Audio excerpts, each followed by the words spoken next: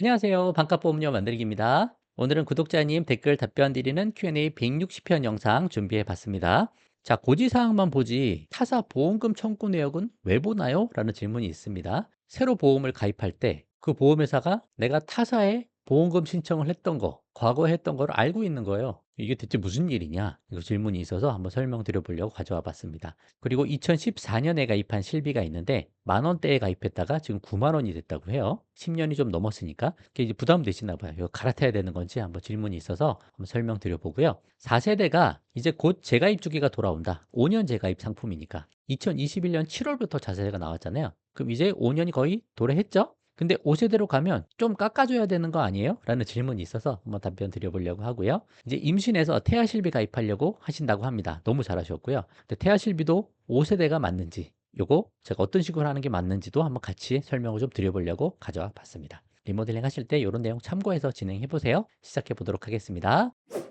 자, 보험금 청구 늘 신중하자. 보험금 좀 청구하지 마세요라고 제가 늘 말씀드렸던 게 뭐예요? 이거 안 받아도 되는 거 괜히 청구했다가 새로 보험 뭔가 가입할 게 있어서 가입했는데 이 보험회사가 옛날에 여기서 보험금 청구 이거 왜 한 거예요? 라고 물어보면서 고지 의무에 해당도 안 되는 걸 물어보면서 이런 게 있었군요. 그러면 여기 부담보 잡든지 아니 보험료 할증해야 되겠습니다. 아니면 이것 때문에 이거 보험 가입하면 안 되겠습니다. 가입 거절 나오거나 막 그런다는 거죠. 그래서 어떻게 해요? 보험 가입할 거 전부 다 가입하고 그때 보험금 청구를 하자. 보험금 청구하지 말자는 게 아니고 가입할 거 다 가입해서 완벽하게 되면 그때 보험금 청구하자. 왜냐? 보험금 소멸시효가 일단 특별한 문제가 없으면 3년이에요. 그러니까 3년 내에 청구하면 되니까 좀 천천히 하자 이거죠. 아 이거 받아도 되고 안 받아도 되는 거 얼마 안 되는 거 그냥 청구했다가 뭐 다른 거 가입할 때 부담보 잡히고 그럼 얼마나 열받아요. 그런 차원에서 말씀드린 건데 그래서 고지후 의무만 보면 되지 새로 가입할 때 실비 청구한 거 이걸 왜 보냐고 이거 위법 아니냐고 위법인지는 저도 잘 모르겠는데 이런 시스템이 있어서 그렇습니다. ICIS 시스템이라고 해가지고 보험 신용정보 통합 조회 시스템 이런 게 있다. 이게 왜 있냐? 보험금 청구나 보험금 지급한 거 보험회사 그 내용들이 저장돼 있다는 거예요. 그 시스템 안에. 그래서 이거를 각각 보험회사 원수사가 이거를 볼 수가 있어요. 왜 만들어졌냐? 여러 보험사에 중복으로 과도로 막 가입해가지고 허위로 청구하거나 반복적으로 계속 청구하거나 그런 거 사기 용도라고 보고 그거를 적발하려고 이런 시스템을 만들어 둔 건데 어떻게 보면 본래의 취지랑 조금 어긋나게 새로 보험 가입할 때 고지 의무처럼 보는 것 같이 이 사람 병력을 파악하는 용도로 쓰고 있다. 이거 뭐 제가 얘기해서 된다고 뭐 해결되는 문제도 아니고 그렇게 가고 있습니다. 뭐 이런 것들 막기 위해서 이게 필요하다라고 하니까 뭐 어쩔 수가 없는 거예요. 이거 알고 우리는 보험금 청구를 좀 신중하게 하자라는 차원에서 이제 말씀드리고 있는 거니까 아쉽긴 아쉽다. 하지만 당장 뭐 바꿀 수 있는 건 없을 것 같다. 그래서 리모델링 할 것 다 하고 천천히 청구하시자. 그 말씀 드리려고 가져와 봤습니다. 자, 이게 좀 뭐 길어 보이는데 간단히 제가 정리해 보면 2014년에 가입한 실비가 있어요. 근데 실비 외에 다른 거는 안 들어있나 봐요. 딱 실비만 가입하셨나 봐요. 근데 처음에 14,000원 하다가 지금 9만 원까지 올랐다라고 얘기하십니다. 이분은 지금 실비 청구를 그동안 거의 안 했다는 거예요. 건강하시고 병원도 잘 안 가시는 것 같죠. 근데 그냥 지금 5세대로 갈아타면 어떨까 해서 질문했다고 하십니다. 왜냐? 이게 1년 갱신 15년 재가입 상품이잖아요. 2013년 4월을 기점으로 그 이후에 가입한 거는 1년 갱신 15년 재가입. 그 전에 건 3년 갱신형. 그 이후니까 15년 재가입 상품이라서 15 더하면 2029년이네요. 2029년 10월에 5세대로 자동으로 전환된다는 거예요. 그것까지 다 알고 계시는 거죠. 그죠? 그래서 3년 남았다. 3년까지 기다리는 게 좋을 거냐? 아니면 지금 바로 갈아타는 게 지혜로운 거냐? 이거는 정답은 없습니다. 뭐가 좋고 뭐가 틀리고 그런 것도 없어요.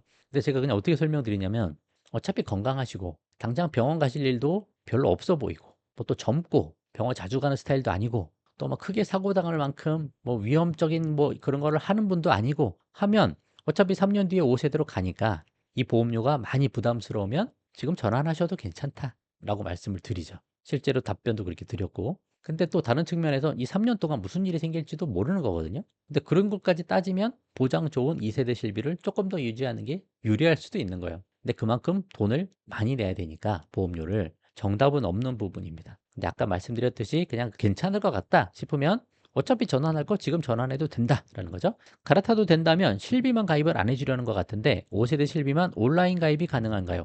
5세대 실비만 온라인 가입이 가능합니다. 근데 굳이 이렇게 해지하고 새로 가입하지 말고 기존 보험회사에서 실손 전환 제도, 계약 전환 제도가 있으니까 2세대 실비를 그냥 5세대로 바꿔준다. 잘 바뀌어지는지 문의해 보시면 되는 거예요. 하면서 백세 상품으로 잘 되는지 특약이 빠지거나 담보가 축소되거나 그런 사항들은 없는지 그 정도 체크해서 문제가 없으면 전환하면 무심사잖아요. 근데 해지했다고 가입할 때는 내가 모르는 보험금 청구력이 남아있어서 부담보 할증 가입 거절이 나올 수 있으니 그거는 조심해야 된다.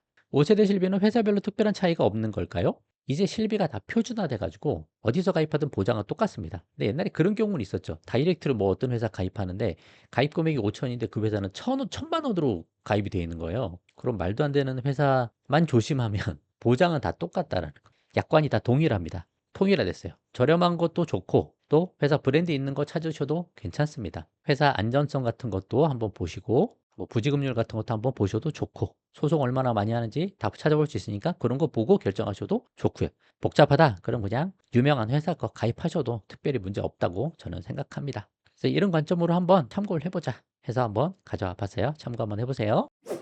4세대 실비 곧 재가입 주기인데 5세대로 바뀌면 좀 깎아줘야 하는 게 아닐지라는 질문이 있습니다. 앞에서 설명드렸듯이 4세대가 2021년 7월이니까 출시가 2026년 7월부터 이제 재가입 주기가 도래하죠. 이게 처음 적용되는 거예요. 그래서 자동으로 5세대로 바뀌게 됩니다. 보험료 연체가 없고 보험회사에서 연락 오면 내가 가입 의사를 정확하게 표시만 해주면 5세대로 바뀌어요. 근데 깎아주지 않을까? 근데 기본적으로 5세대가 한 30% 저렴한 걸로 나와 있습니다. 볼까요? 금융위 자료 보면 이게 5세대 실손 출시하면서 만들어서 배포한 자료예요.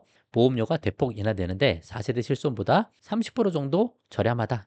보험료 절감이 된다라는 거거든요. 그럼 4세대에서 5세대로 바뀌니까 당연히 보험료가 그 정도 수준은 줄어들 거다라고 생각하시면 될 것 같아요. 물론 보장이 그만큼 좀 줄어드니까 보험료가 줄어들긴 하는 건데 4세대 보험료 그대로 5세대로 바뀌는 거 아니니까 너무 걱정하실 필요 없다. 보험료 줄어들 거다. 그 정도 말씀드리려고 가져와 봤어요. 또 그런 것도 있습니다. 여러분 보험금 청구 안 하면요. 2년 동안 안 했어요. 그럼 다음 연도에 10% 할인 들어가요. 그게 3세대 실비부터 적용이 된 거거든요. 그러니까 그 정도도 알고 계시면 돼요. 내가 10% 할인받는 거랑 내가 보험금 별로 나오지도 않은 거 청구하는 거랑 그런 거 한번 비교해 봐서 이게 더 이득이네 싶으면 보험금 청구 그냥 안 하고 10% 할인받는 게 나을 수도 있다. 그거 알고는 계시자 이렇게 말씀드려 볼게요. 보험료 줄어든다 말씀드릴게요.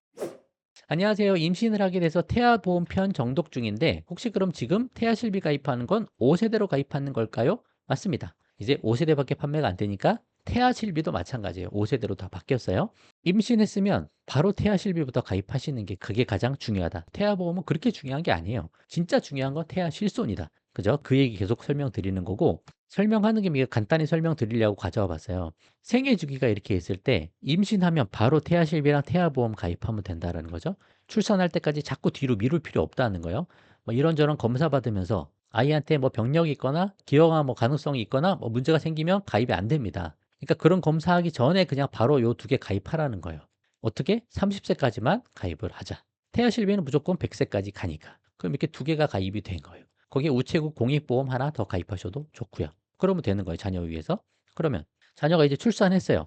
그러면 태아보험이 어린이 보험으로 바뀌죠. 자녀 등록만 하면 되는 거예요. 그리고 태아실비는 여전히 계속 살아있다. 100세 보장으로. 그리고 20대 사회생활 시작할 때쯤에 실비는 있으니까 이제 성인이 됐으니까 이제 2 플러스 1 전략으로 가는 거죠. 실비는 있으니 3대 질병 진단비보험 하나 가입해서 80세까지 가입하면 된다. 90세, 100세까지 자꾸 길게 할 필요 없다. 제가 뭐 너무 많이 설명드리니까 이거 가입됐으면 실비는 살아있고 태아보험, 어린이보험 그냥 삭제하시면 되죠. 그럼 요 두 개 끌고 가는 거예요. 그러다가 결혼할 때쯤에 배우자랑 상의해서 자녀 출산 계획이 있다. 그럼 정기보험 하나 가입을 해서 언제까지? 60에서 65세. 자녀가 사회생활 시작할 나이까지만 정기보험으로 사망보험금을 준비하자. 그러면 끝이다. 그죠? 만약 이때 20대 사회생활 시작할 때 3대 질병보험 하나 가입해야 되는데 내가 그 사이에 큰 질병이 걸려서 이때 보험 가입 안 되면 어떡해요? 막 그런 거 걱정하시는 분들 계세요. 그래서 그런 걸 막기 위해서 태아보험을 80세, 100세로 해야 되는 거 아니냐 그런 얘기 하시는 거죠. 태아보험을 80세, 100세 하면요. 여러분 80년, 100년짜리를 어떻게 커버를 합니까? 보험을. 화폐가 하락되면 그게 돈이 안 돼요. 의미가 없습니다. 보험을 그래서 끊고 가야 되는 거예요. 어쩔 수 없이. 실비는 보장 내역이 계속 바뀌니까 보험료도 바뀌면서. 그거는 그것 따라 가면 되는 거고 요런 건 대부분 정액형 보험이잖아요. 길게 가봐야 의미가 없다고요. 그리고 웬만해서 3대 질병 진단비 요즘에 뭐 암 걸린 분들도 다 가입되고 유병자 상품이 얼마나 많은데 이게 가입이 안 되겠습니까? 그런 걱정할 필요도 없다. 근데 만약에 가입이 안 된다. 진짜 뭐 심각하다. 그럼 어떻게 해요? 20대 사회생활 시작할 때 이때부터 보험료 낼 돈을 모아가면 되는 거예요. 병원비 통장으로. 적절히 투자까지 잘하면 우리가 암 뇌심 가장 많이 걸리는 때가 60대 이후잖아요. 그럼 이때부터 40년간 매달 그 보험료로 적당한 투자까지 해서 불려 나갈 수도 있죠. 그럼 보험금 타는 것보다 더 큰 돈이 모일 수도 있어요. 그러니까 안 되면 그렇게 하면 된다. 걱정할 필요 없다. 요거 30대 만기로 끊어서 가도 괜찮다. 그렇게 저는 말씀드리니까 그런 게 중요한 게 아니다. 태아 실비가 훨씬 더 중요하다. 그런 내용만 잘 참고해 보셔도 좋을 것 같습니다. 이런 내용만 좀 기억해 두시고 계시면 좋을 것 같아요. 자, 오늘은 여기까지 하도록 하겠습니다. 도움 되셨으면 좋아요만 한번 부탁드릴게요. 마치겠습니다. 감사합니다.